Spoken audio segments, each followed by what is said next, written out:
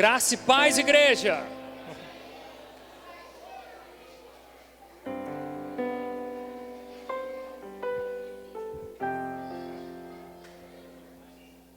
Aleluia, pode se assentando. Gente, quando as crianças saem, surgem vários lugares aqui mais à frente. Então assim, eu queria te encorajar, né? Caso você queira, tá? Vem sentar aqui mais próximo, né? Surgem vários lugares à frente aqui quando as crianças saem. Então se vocês quiserem, olha o tanto de lugar que tem aqui na frente, tem lugar aqui na frente, tem todos os lados aí. Então é sempre bom que a gente esteja mais próximo aí um dos outros. Acenda essa aqui para mim também, pode acender todas as luzes aí para a gente. Aleluia. Tá bom aí o som, parece que está dando um eco aqui em cima para mim, mas eu não sei embaixo. Amém, irmãos? Graça e a paz do Senhor Jesus. Quem estava na festa ontem aqui? Festa boa, né, gente? É por isso que a igreja está enfeitada. Às vezes você está aqui e não veio ontem, você está assim, ó, mas esse povo é animado demais, gente. Esse povo está em clima mesmo. Então nós tivemos aqui nossa festa ontem, nosso arraiá.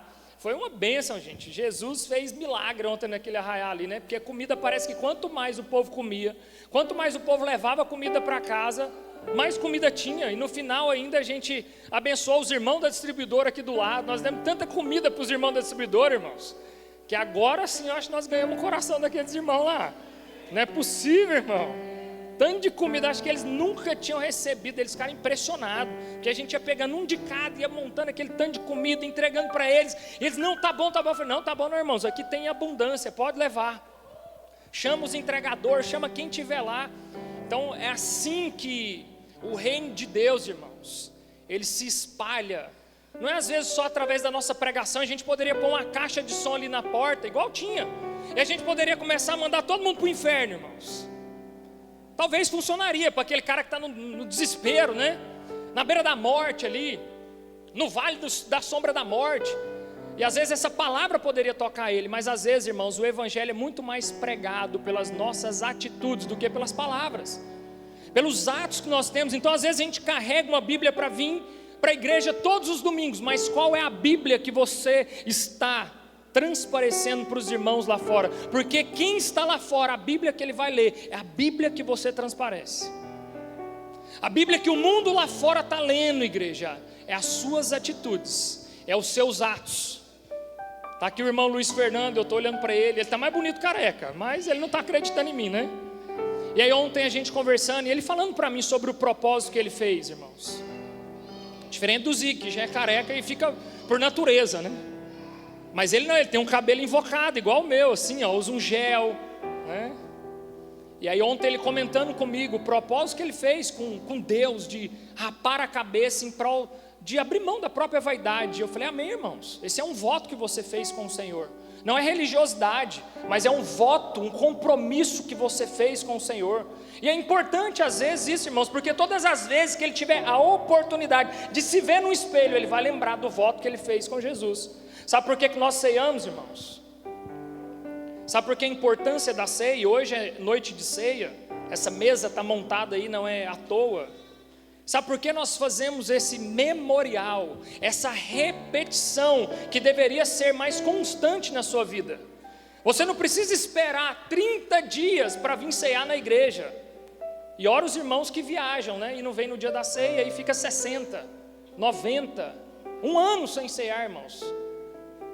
Os grandes avivalistas, os heróis da fé, existem vários relatos que eles ceavam uma vez por semana.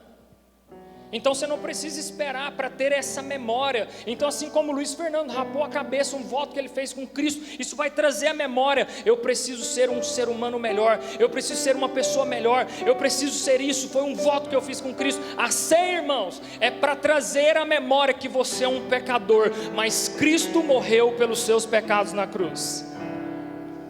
E a ceia não é só para os santos, até porque se a gente falasse assim, somente os santos vai cear aqui hoje, irmãos. Aqueles que não são santos podem sair para que os santos ceiem. Acho que nesse microfone ficaria aqui, né? Até ele me acompanharia, porque todos nós somos pecadores e carecemos, irmãos, da graça, de um favor que nós não merecíamos, mas nós recebemos de graça.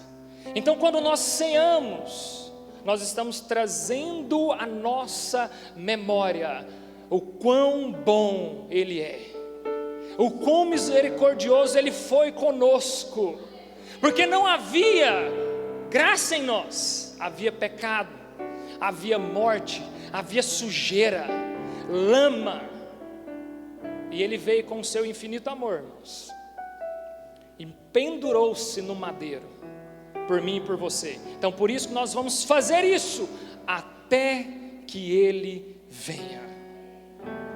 Então, irmãos, nós estamos numa série de palavras sobre família, casamento, vida a dois, vida familiar. E essa palavra não é só para os casados, né? Porque eu sei que tem muitos solteiros aqui também. Quem não casou ainda aqui, só para eu profetizar. Ó, solteiros aí, então eu já declaro, homem, mulher de Deus na vida de vocês. E essa palavra é muito boa, porque aí você já vai aprendendo, né? Como que é um casamento bíblico. Como é que constitui uma família segundo os princípios das Escrituras. Então nós estamos nessa série de palavras, irmãos. Então é muito importante que você esteja apercebido, porque o casamento, irmãos, ele é uma demonstração daquilo que Jesus vai fazer com a sua noiva, daquilo que vai acontecer um dia quando Ele voltar.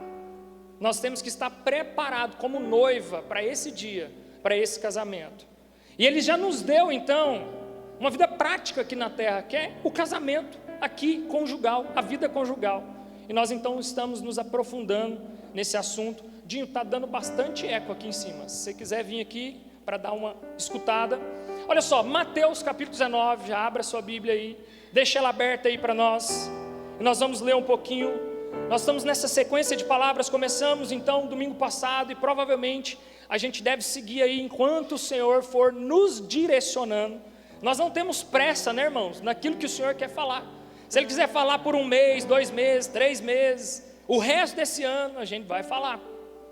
Nós tivemos aqui na igreja uma série sobre Gálatas. Quem participou da série de Gálatas aqui? Irmãos, a série de Gálatas, nós ficamos 3 meses falando sobre um livro que tem 6 capítulos. E nós ficamos 3 meses aqui ruminando naquilo que o Senhor ia nos direcionando, naquilo que o Senhor ia trazendo, naquilo que o Senhor ia transbordando sobre a nossa mente, ia trazendo a memória, a gente ia trazendo o ensino para a igreja. Então nós entramos nessa temática que é o casamento, até porque nós estamos vivendo dias, né, aonde o mundo lá fora está batendo muito contra a instituição família, né, sobre a ideologia de gênero. Então nós precisamos como igreja, né, nos posicionar, e não só nos posicionar, mas sabermos, à luz das Escrituras, como é uma vida a dois, como é um casamento, o que o Senhor tem para nós. Então nós começamos, e eu quero trazer bem rapidamente algumas coisas que nós falamos lá no domingo passado, para que a gente siga nesse domingo. Então uma coisa que nós aprendemos, que casamento é ideia divina. Casamento não é ideia do homem, irmãos. Não foi um homem aqui na terra que falou assim: acho que eu vou juntar os panos com essa varoa aqui e nós vamos casar. Não, irmãos, isso é uma ideia divina, isso veio de Deus. Isso foi instituído, homem e mulher, para que eles vivessem juntos, tá bom? Então a gente aprendeu no domingo passado essa ideia que casamento é algo de Deus. Essa verdade é uma verdade bíblica, uma verdade divina. Mas aí você deve se perguntar, então, por qual razão o casamento está em xeque? Por qual razão que tantas famílias se divorciam? Existe um estudo, eu trouxe na semana passada, onde cresceu no Brasil nos últimos 10 anos, mais de 160% o número de divórcios. E aí a pergunta é, será que Deus errou então? Será que perdeu a importância a vida conjugal? Ou será que não tem mais necessidade da gente viver juntos? Claro que não, né, irmãos? O erro está nos atos errados do ser humano. O erro está nas escolhas erradas do homem, na atitude errada do homem. Deus não errou no casamento. Deus não errou em unir um homem e uma mulher. Nós que erramos em não sermos guiados pelas Escrituras, de não conduzir a nossa vida conjugal, a nossa casa, segundo as Escrituras nos orientam. Então por isso que a gente está aprofundando nesse tema, e a gente vai querer aprofundar cada vez mais, amém? Glória a Deus. Então aí a sua Bíblia aberta, a gente leu bastante textos no domingo passado. Esse domingo, devido à ceia, eu vou encorajar você também a anotar alguns textos, se fizer sentido, você anota aí, né? Eu sempre incentivo você a trazer um papel, uma caneta, ou um bloco de notas do seu celular, desde que, qual é a regra, irmãos? Eu vou falar para aqueles que não sabem. Então, se você quer usar o bloco de notas do seu celular, amém, irmãos? Você pode usar, desde que ele esteja no modo avião. Ah, mas o pastor não vai ver. Mas Deus está vendo. Melhor do que eu ver você futricando aí no WhatsApp, no Instagram, ou o que seja, é Ele lá em cima está vendo. Porque Ele conhece segundo o seu coração, Ele esquadrinha a sua alma, Ele sabe mais de você do que você mesmo. Então você pode até esconder do pastor aqui em cima, mas dele não. Então não perca aquilo que Ele quer ministrar no seu coração.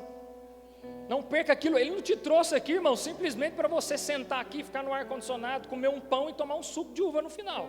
Isso eu garanto para você, até porque esse pão e esse suco não vai matar a sua fome, mas ele pode saciar a sua fome e a sua sede. Amém?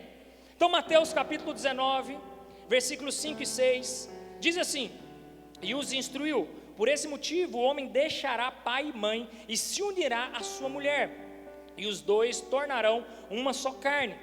Sendo assim, eles já não são dois, mas sim uma só carne, e portanto o que Deus uniu, não o separe o ser humano.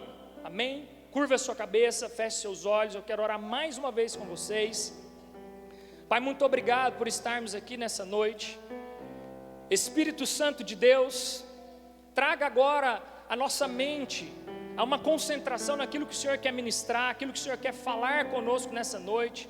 Tira, ó Pai, toda e qualquer dispersão, tudo aquilo que rouba, ó Pai, o centro da Tua vontade, toda idolatria, ó Pai. Idolatria não é só ali uma imagem, uma estátua, mas idolatria é tudo aquilo que está roubando o Senhor do nosso coração. Então às vezes nós estamos levantando os ídolos aqui nessa noite. Nós estamos aqui levantando ídolos do nosso trabalho amanhã, na nossa correria. Então tira tudo isso do nosso coração, Pai. O Senhor é o único que tem espaço para... E que nós possamos então ser, ó Pai, abastecido daquilo que o Senhor tem para nós. Em nome de Jesus, amém.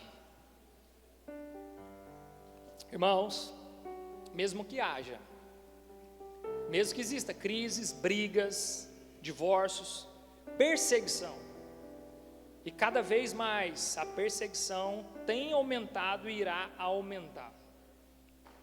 Irmãos, eu e a minha esposa, esse final de semana nós recebemos um amigo de São Paulo, e esse amigo de São Paulo, ele não é um cristão, né? A gente estava dando uma carona para ele ali, levando ele para o restaurante e tudo mais, e aí ele estava lá fazendo um cadastro em um evento que ele ia, e no cadastro, na ficha cadastral, não tinha a opção homem hétero, só tinha a opção homem cis, homem binário, homem não sei o que, homem não sei o que outro, mulher não sei o que. Então cada vez mais a instituição família, ela está sendo descaracterizada pelo mundo lá fora. Então mesmo que haja, irmãos, todas essas perseguições, e elas não vão diminuir, mas nós precisamos ter uma convicção: o casamento é uma instituição que Deus instituiu. Ele não veio do homem, ele veio de Deus, ele é bíblico, ele é bênção nas nossas vidas, é vida na vida, é vida com Deus, é vida conjugal, é aquilo que o Senhor tem para nós. Então nós precisamos persistir, mesmo em meio aos desafios, né? O Cláudio Duarte que brinca, né? Ele faz aquela piadinha dele que diz assim: ah, Cláudio, o senhor já pensou em separar da sua esposa? Ele fala assim: não, separar não, mas matar umas vezes eu já pensei, né? Então, irmãos, às vezes realmente vai dar essas vontades de fugir, de correr, de largar, falar assim: meu Deus do céu, não aguento mais essa mulher, não aguento mais esse homem. Persista, irmãos, ame. Nós falamos sobre o verbo amar no domingo passado, né? Então todas as vezes que você achar que o amor está se esfriando, é porque você deixou de praticar o amor. Porque o amor, ele tem que ser praticado. Quanto mais você pratica o amor, quanto mais você ama alguém, mais você quer estar com essa pessoa. Então nós vamos entender hoje qual o papel da mulher e qual o papel do homem no casamento. E antes eu quero ler uma frase aqui de Gary Chapman, que diz assim: no âmago da sua existência do ser humano encontra-se o desejo de intimidade e de ser amado. O casamento foi idealizado para suprir essas duas necessidades. Então o casamento, irmãos, ele tem que suprir a necessidade da intimidade e a necessidade do amor. Todos nós carecemos de ter intimidade, e todos nós carecemos uma necessidade de ser amado. Todo mundo quer ser amado, irmãos. A sua esposa, quando casa com você, ela quer ser amada. O seu marido, mulheres, quando casa com você, ele quer ser amado. Então nós precisamos entender essas funções. E primeiro eu quero falar qual o papel da mulher segundo a palavra de Deus. Gênesis no capítulo 2, versículo 18, se você não quiser abrir, só anote aí, diz assim: disse mais o Senhor Deus, não é bom que o homem esteja só, farei-lhe-ei uma auxiliadora, que lhe seja idônea. Então, aqui no Gênesis, Deus então, ele faz uma auxiliadora. Então entenda uma coisa, Deus deu à mulher a capacidade de gerar no coração do homem confiança e satisfação. Mas entenda algo, mulheres e homens, que quando a Bíblia está falando sobre auxiliadora, obviamente, a Bíblia não quer dizer que auxiliadora é aquela pessoa que não tem opinião. A Bíblia não está dizendo que auxiliadora é uma escrava. Como assim, pastor? Tem maridos que acham que a esposa é a sua funcionária, para não dizer escravo, que é muito pesado essa palavra, mas tem maridos que pensam que a auxiliadora é tipo aquela mulher que contratou lá para fazer a diária na casa dele. Ele acha que a mulher é a mesma coisa. Ué, mas minha auxiliadora. Então nós vamos entender esse conceito. Também não ache que auxiliadora é aquela que não tem opinião e nem sugestão. Também não ache que auxiliadora é aquela no sentido de ser uma reserva, que não tem então opinião, não exerce titularidade nessa relação. Então auxiliadora também não é uma reserva. Sabe lá no futebol, não tem o banco reserva?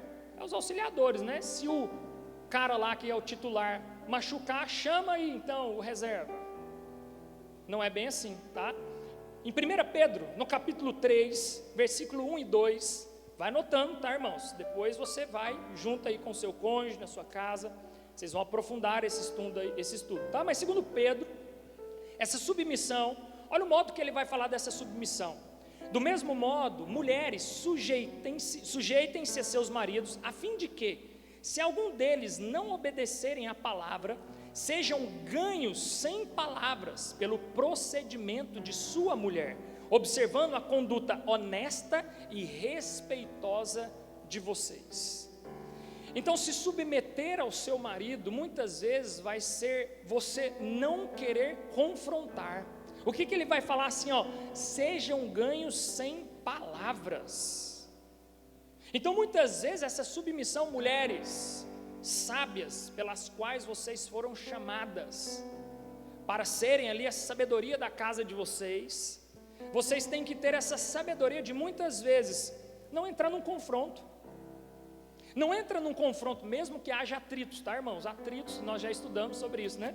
Atritos sempre vão existir, mas conflitos não podem existir. Atritos é discordâncias, é normal, até dentro da igreja existem atritos. Agora, conflito é lá, Rússia, Ucrânia, isso é um conflito.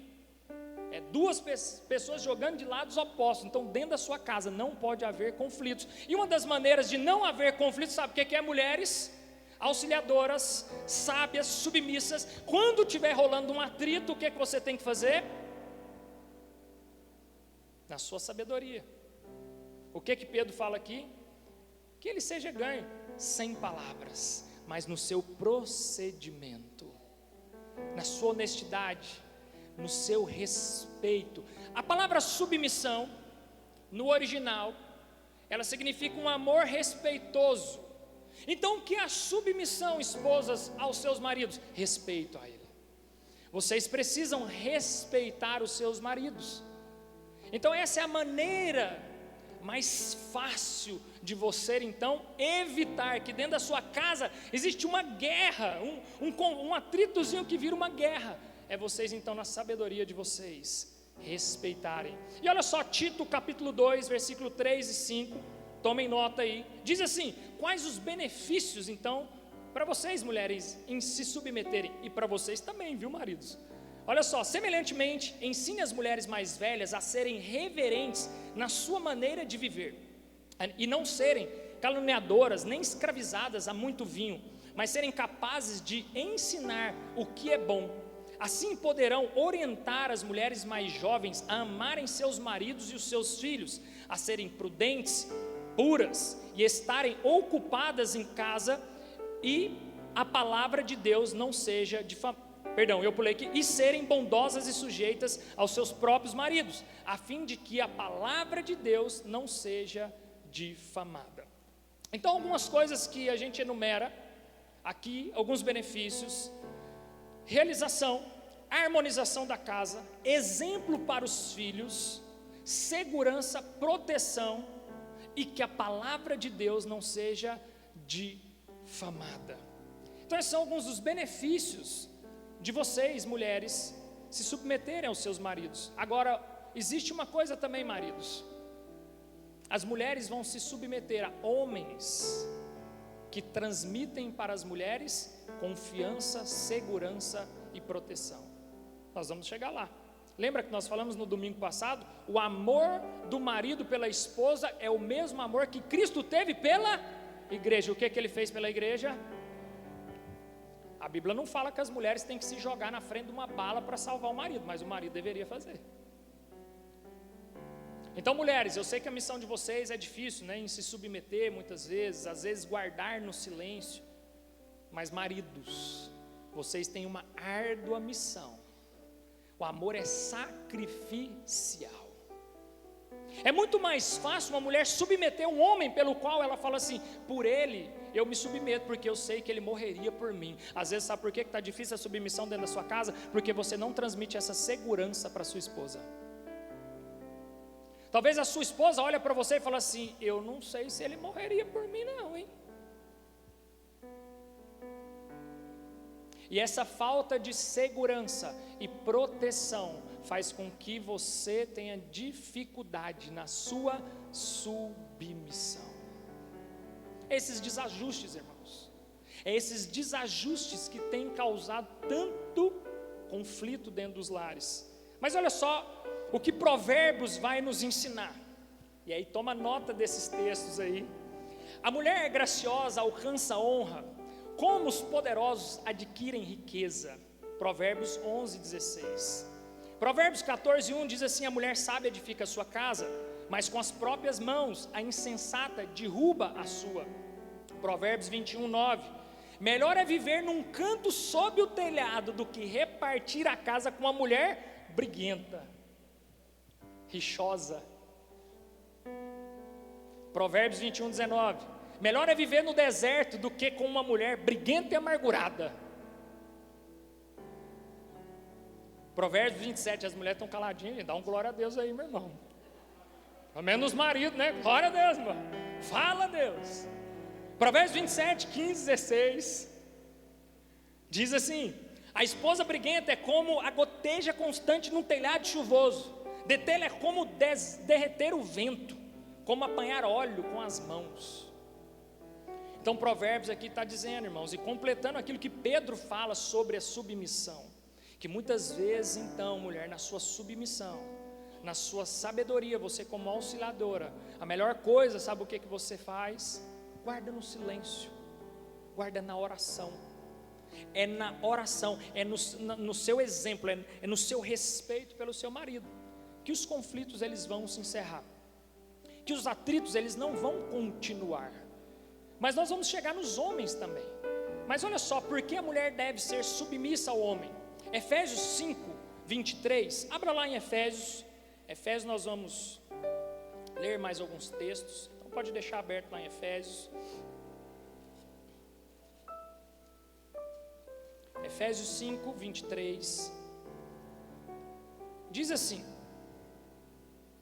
porque o marido é o cabeça da esposa, assim como Cristo é o cabeça da igreja, que o seu corpo é o qual ele é o Salvador. Ou seja, porque o homem é o cabeça do lar, assim como Cristo é o cabeça da igreja.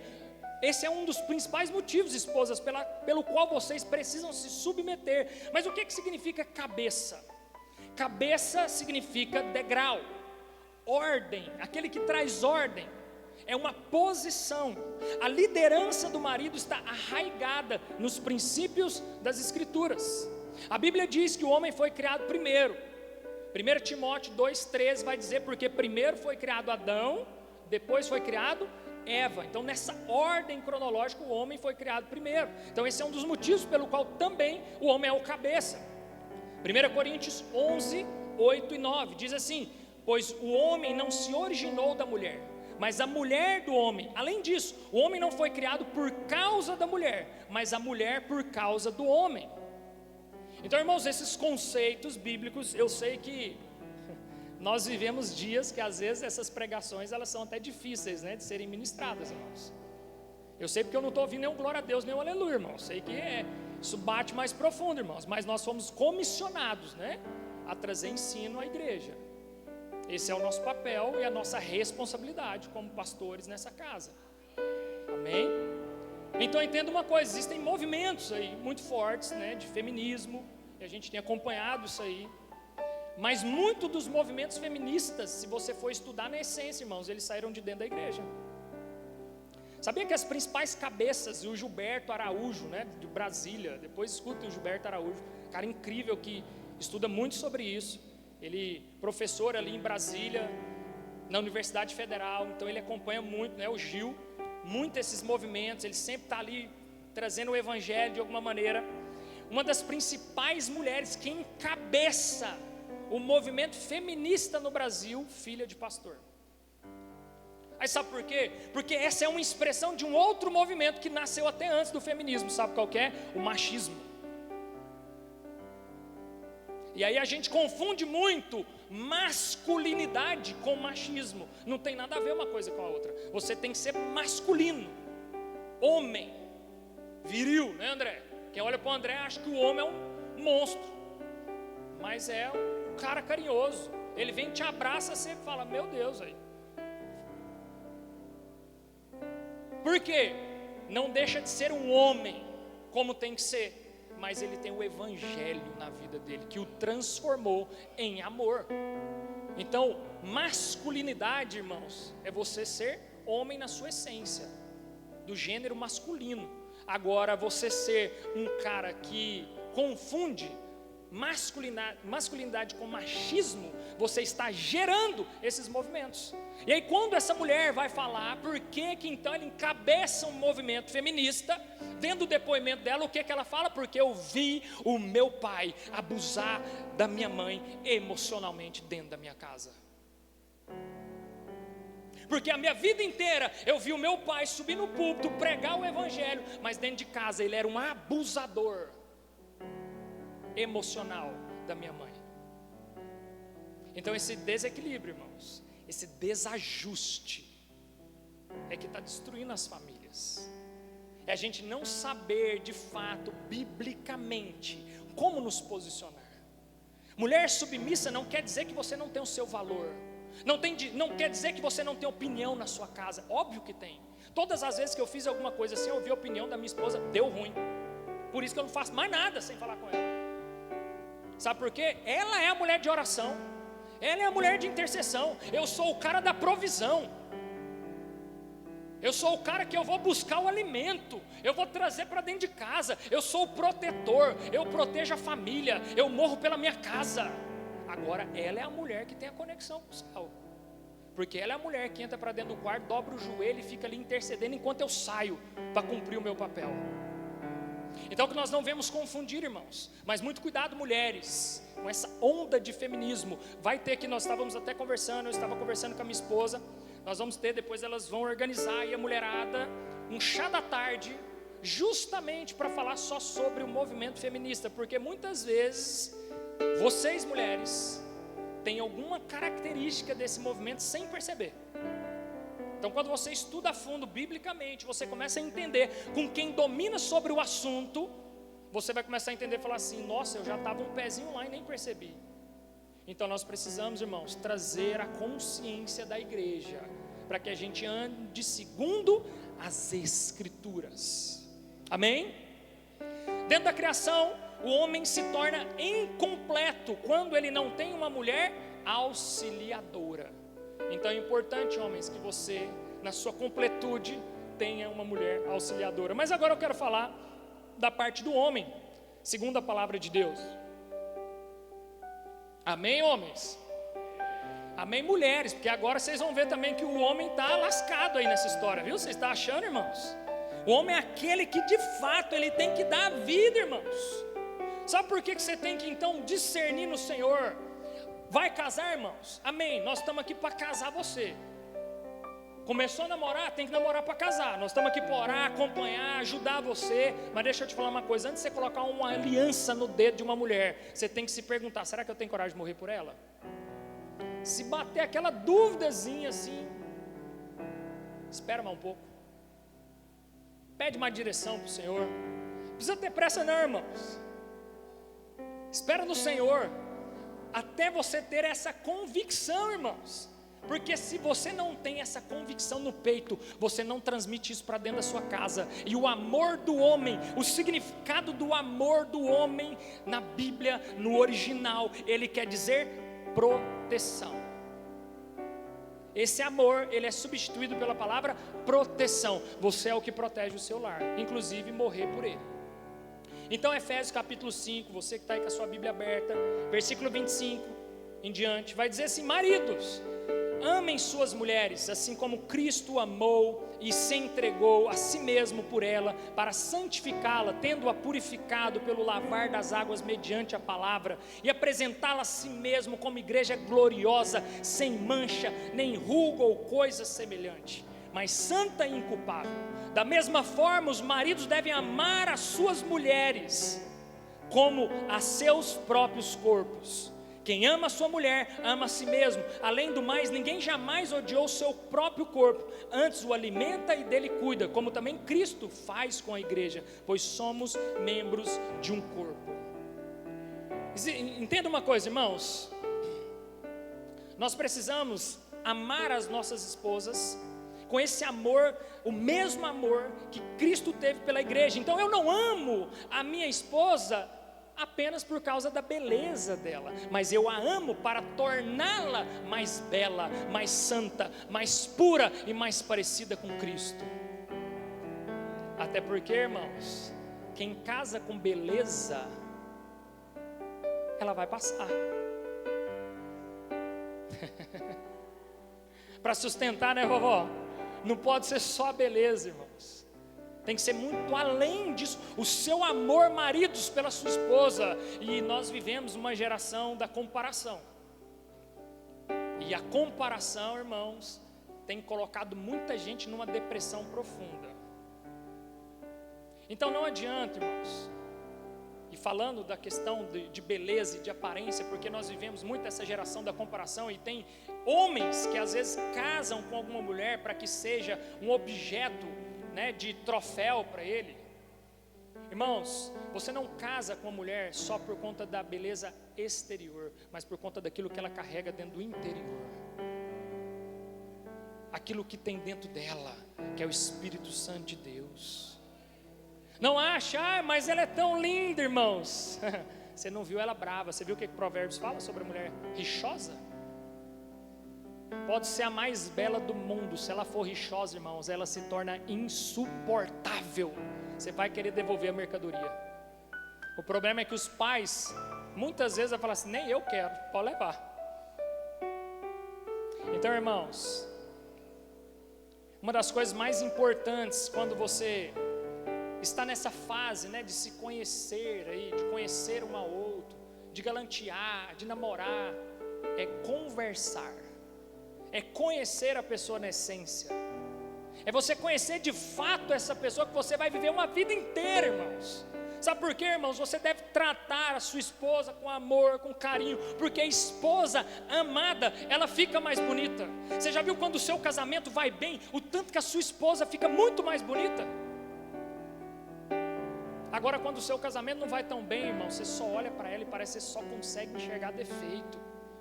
Você começa a olhar para a sua esposa e fala assim: ah não, mas ali parece que não está do jeito que eu queria. Irmãos, quando você está amando a sua esposa, quando você está apaixonado pela sua esposa, ela se torna a mulher mais linda desse mundo. Então você ama a sua esposa para que ela se pareça mais com Cristo. Você ama a sua esposa para que ela se torne mais crente. E olha só o que vai dizer no verso 31, irmãos. Efésios 5:31, olha o que vai dizer então: por esse motivo o homem deixará pai e mãe, se unirá à sua esposa, e os dois se tornarão uma só carne. Deixar, irmãos, envolve separação dos pais. Quantos casamentos a gente vai aconselhar que ainda existe um vínculo entre pai e mãe, entre mãe e filho, pai e filho? Irmãos, esse vínculo precisa ser cortado, quebrado. A partir do casamento, os seus pais se tornam parentes. Família é você, sua esposa, seus filhos e a sua geração. Amém, irmãos? Porque essa geração agora é moda, né? Não, eu vou morar lá no fundo do quintal da minha mãe, do meu pai, porque eu economizo uns trocados. Irmão, deixa eu te falar uma coisa, vamos seguir princípios. Vamos seguir o princípio. Olha o que o princípio vai falar: você precisa sair e assumir a sua responsabilidade e confiar nas mãos do Senhor. Ah, mas está caro o aluguel. É muito mais caro você pagar para separar, irmãos. É muito mais dolorido. Essa cicatriz, ela vai ficar para sempre. Ela vai carregar você para sempre, irmãos. Deixa eu te falar uma coisa: ninguém vai passar fome. Nós temos uma igreja que ajuda, tem cesta básica, tem o que você precisar aqui, irmãos. Quantas vezes já chegou casais aqui que não é casado: eu não vou casar porque eu não tenho dinheiro para pagar o cartório. Eu olho na cara do cara e falo: larga de ser malandro, rapaz. Você não vai pagar o cartório? Vamos lá agora então, que eu vou pagar. Ué, por que não vai então? Então não é por conta do dinheiro, irmãos. Então deixa eu dizer uma coisa, irmãos: cumpra princípios, o resto é o Senhor que vai fazer. Gênesis capítulo 21, versículo 8, vai dizer que quando Isaac foi desmamado, Abraão deu uma grande festa. Então o casamento é isso, irmãos, é um desmamar. Papai e mamãe ficou para trás, agora é você, é sua esposa, é assumir responsabilidade, é comer sal junto, irmãos. É aprender a viver a dois como um só. Passar as dificuldades. Quando você vai fazer os votos, você não fala assim na alegria, na tristeza. A primeira tristeza que tem, o cara quer voltar para casa do pai, para casa da mãe. Ah, mas a casa de mamãe tem roupa passada, tem comidinha na hora, essa mulher não sabe cozinhar, eu estou passando fome com ela. É isso, irmãos, uma só carne. É uma só carne. Você está passando fome, ela está passando raiva com você.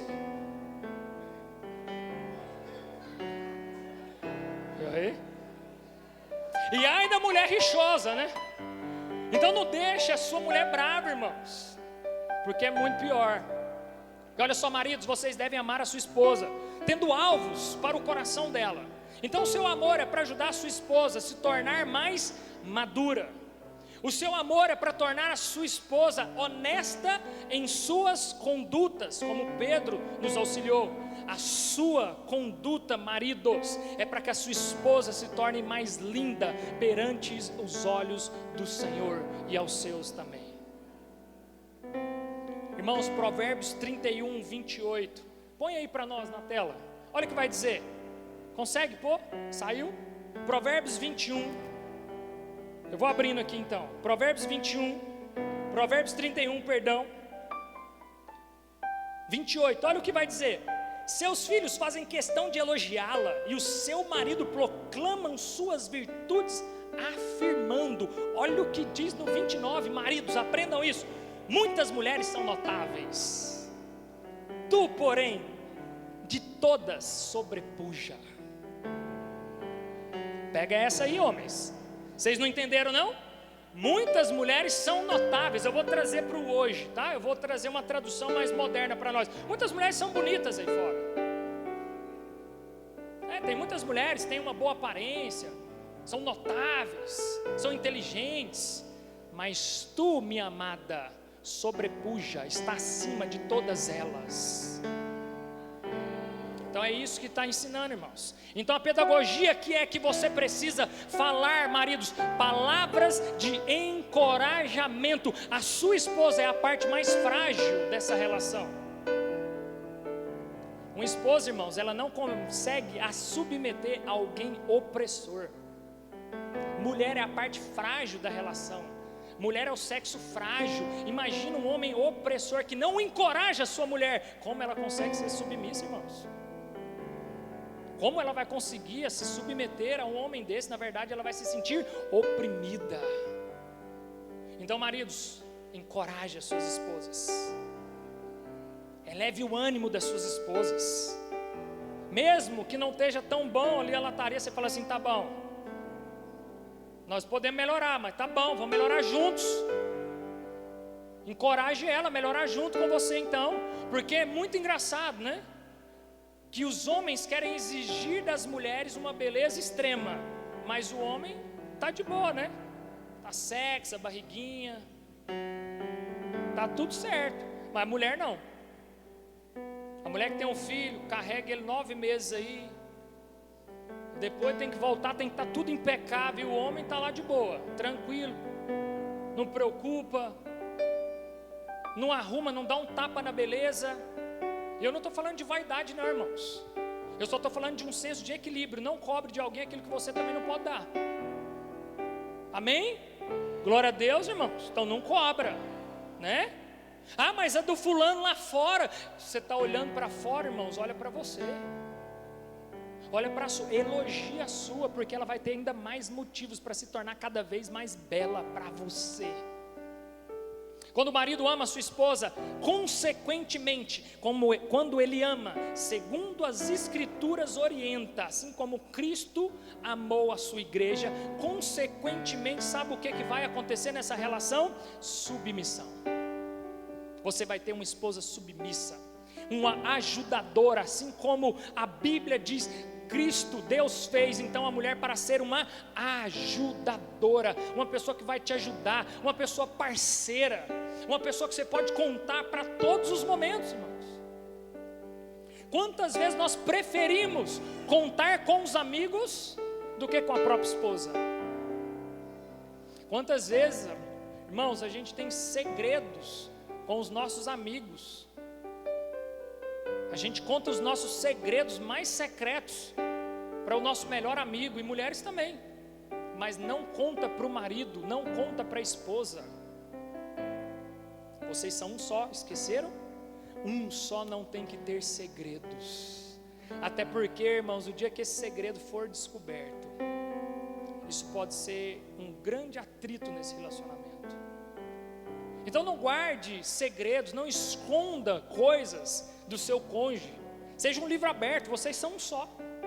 Vocês precisam compartilhar todas as coisas. Não é só uma parte.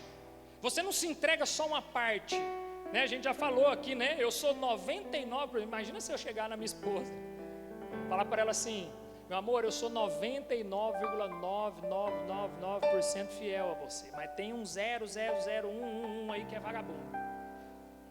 Vai dar certo essa relação, irmãos? Segundo as Escrituras, não. Pode ser que lá fora, né? Aqui não, irmãos. Um casamento bíblico, onde o Senhor Jesus é o centro dessa relação, ou é 100% ou é nada. Não, mas eu dedico 90% no meu casamento, a minha esposa, eu amo ela. Os outros 10% eu fico navegando por aí. Não vai dar certo essa relação, irmãos. Essa é uma relação de entrega. É 100%, homens. É tudo ou nada. É tudo ou nada. Ou você se entrega por completo, ou essa relação, ela não vai dar certo. Pastor, mas eu já entrei nessa jornada a 2 e a coisa está difícil. Existe conserto? óbvio que exige. Porque o que nós aprendemos no domingo passado? O casamento é de Deus. Então, irmãos, se você é casado, Deus deu a bênção. Se você fez um casamento da maneira correta, o juiz te abençoou, o pastor orou sobre a sua vida, isso aí é de Deus. Então você precisa agora entender biblicamente, sentar na sua casa, pegar isso aqui que você está aprendendo. Você já teve um final de semana, já teve o segundo, vai ter mais uns 2, 3 encontro de casais, nós vamos fazer ainda, vai ter um monte de coisa para você. E aplicar isso. A questão que não adianta você escutar tudo isso, mesmo que dor, irmãos. Eu sei que essa é uma palavra que às vezes ela bate um pouquinho mais, né? Às vezes não é o que você queria escutar. Às vezes você falou assim, não, eu vou lá na igreja, né, para receber aquela palavra que eu vou sair de lá e falar assim, uau, agora minha semana vai ser incrível. Muitas vezes vai ser assim, irmãos. O Espírito Santo vai conduzir muitas vezes. Você vai sair daqui e falar, meu Deus, glória a Deus. Mas muitas vezes você vai precisar ser confrontado com a palavra de Deus. Tudo que eu estou pregando aqui, irmãos, eu estou te dando as referências bíblicas. Porque isso aqui prega em mim e na minha casa em primeiro lugar. Então, irmãos, que nós possamos amadurecer, caminhar com Jesus no nosso relacionamento a dois, na nossa casa. A experiência da mesa, nós já falamos sobre isso, irmãos. Tem sentado à mesa com a sua família, tem sentado à mesa com o seu cônjuge. Quantas vezes você tem feito isso? Nós estávamos escutando hoje um testemunho à tarde, e aleatório, nem imaginava. A filha do Silvio Santos, ela é cristã, eu nem sabia disso. Aí estava lá na casa do meu pai e falou assim, nossa, eu escutei o testemunho da mulher lá, não sei o que, a Bravanel, Patrícia Bravanel, mas que legal. Eu falei, eu nem sabia que ela é crente, deixa eu ver aí. Eu coloquei no testemunho. Primeira coisa, irmãos, que tocou meu coração. Sabe quem ganhou ela para Jesus? Um funcionário humildezinho lá da casa deles. Um funcionário que ninguém notava, e ele já orava pela família. Segunda coisa, que eu até arrepio de falar, e ela falou, a partir do momento que nós conhecemos o Evangelho dentro da nossa casa, nós implantamos a experiência da mesa.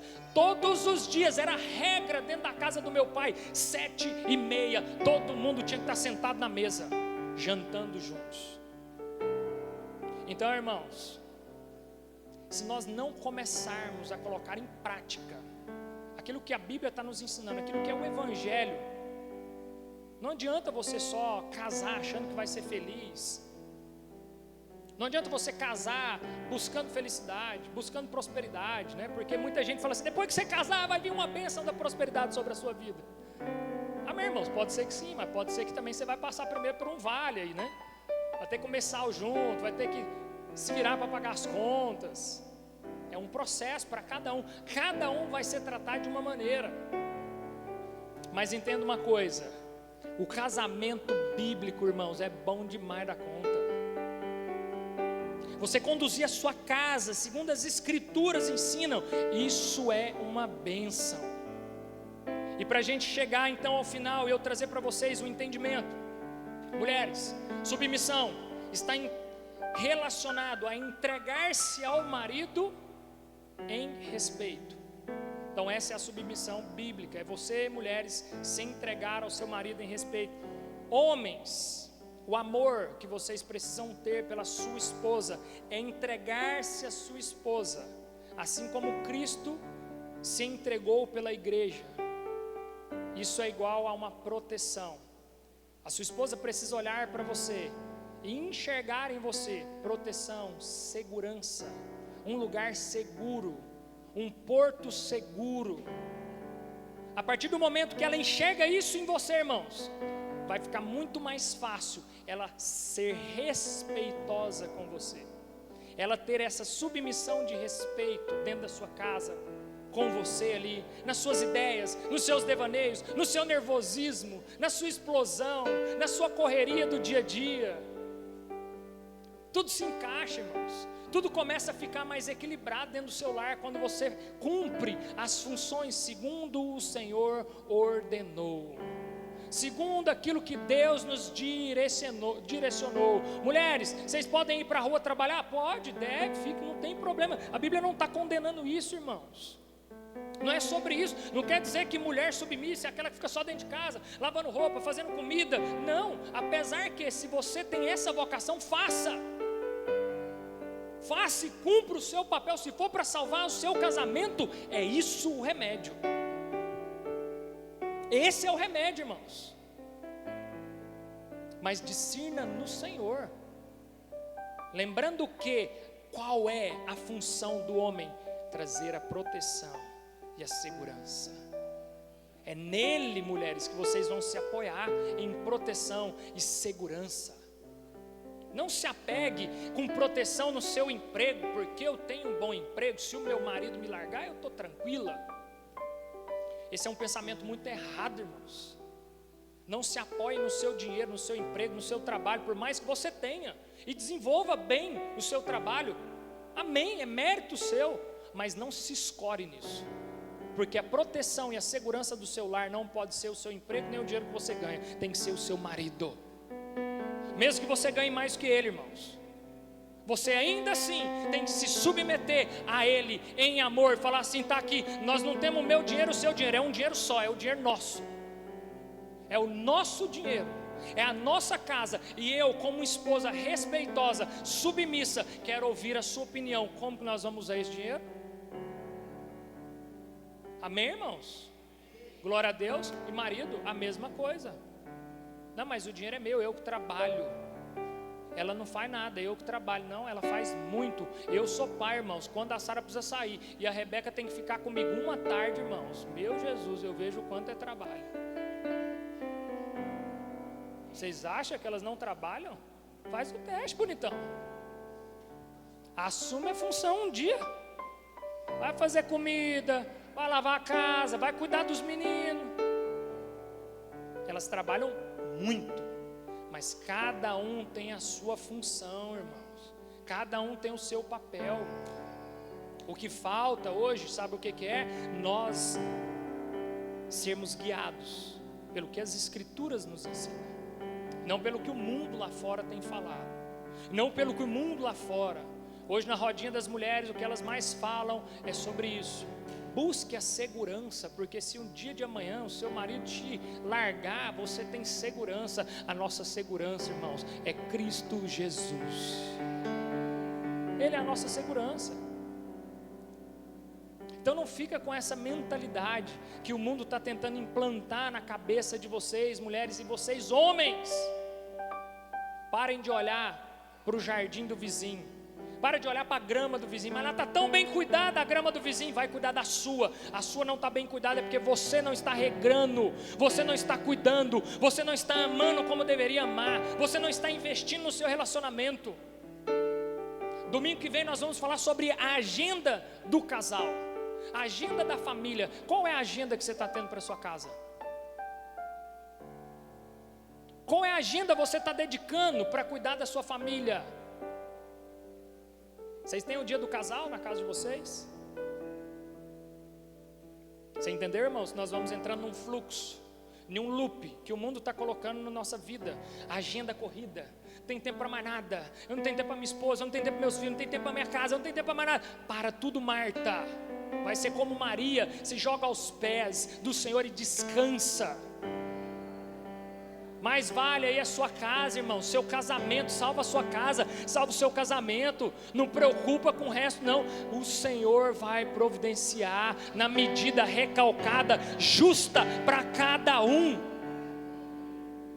Para de ficar se comparando com o fulano lá no Instagram, esse é o mal que você tem trago para dentro da sua casa, irmãos.